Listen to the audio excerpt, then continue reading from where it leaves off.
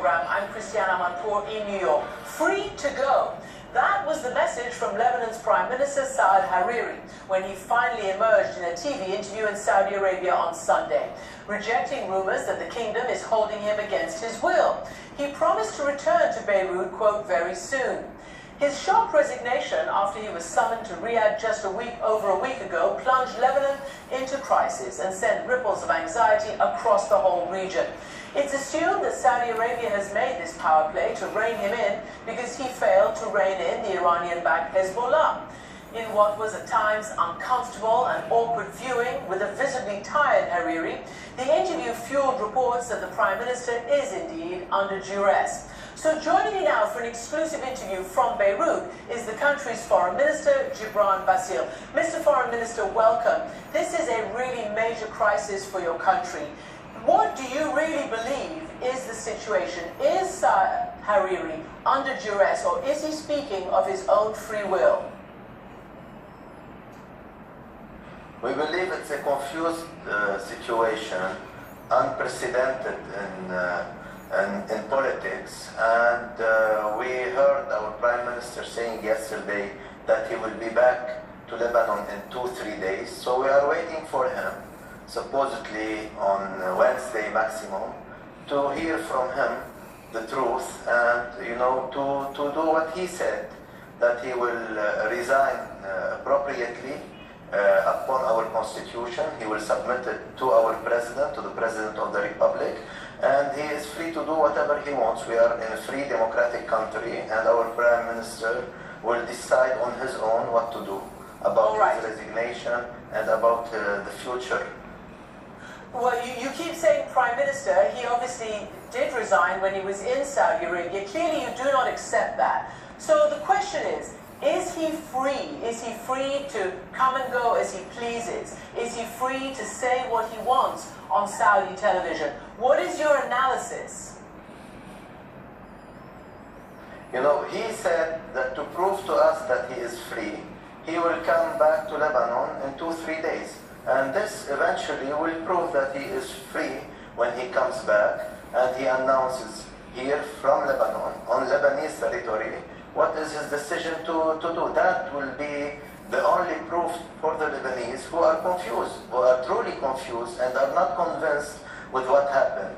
So, because they saw a prime minister achieving with his national unity government, achieving what was not achieved in Lebanon for the last 15 years. We have a national unity government for re-representation. We have adopted a new electoral law. We have adopted a budget first time since the last 12 years. We were about to award the contract of offshore gas in Lebanon. We were achieving a lot, and all of a sudden the Lebanese were not only surprised, but shocked to hear their prime minister resigning. So they have the right. He promised them that he will come back and do what is necessary to preserve the stability of the country and to lead for a better future of Lebanon with the government and with the president of the republic.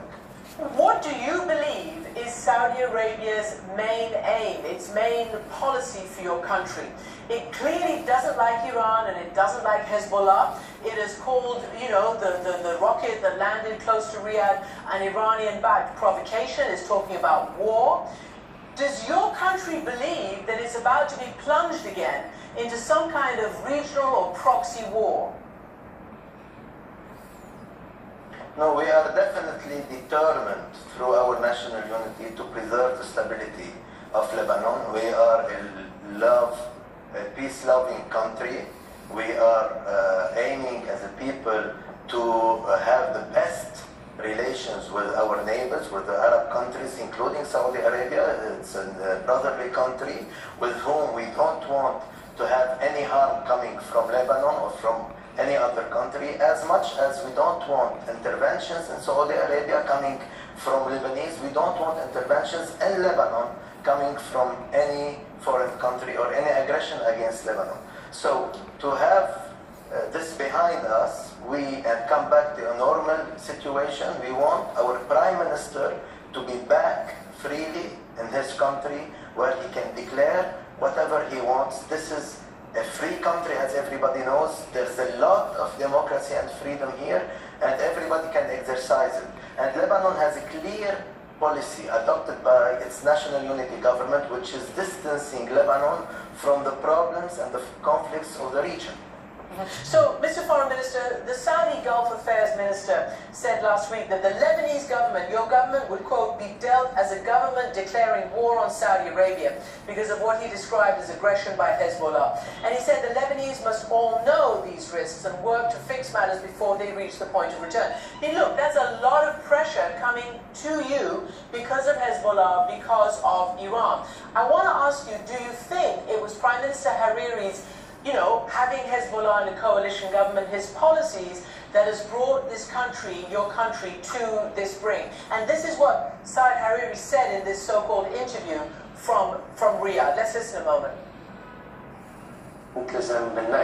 We had to adhere to the fact that the interest of Lebanon is first and foremost.